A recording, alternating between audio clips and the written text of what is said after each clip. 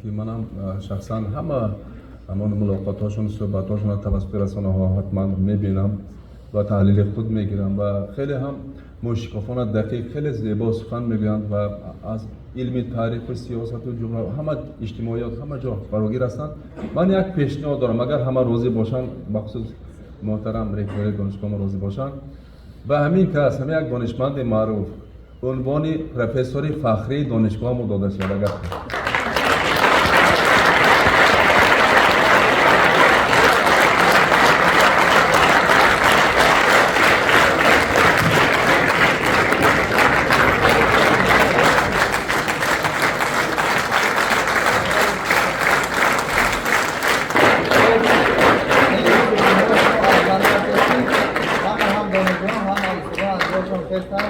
ما قرار شورا میکنیم، اعضای شورا در اینجا هستند.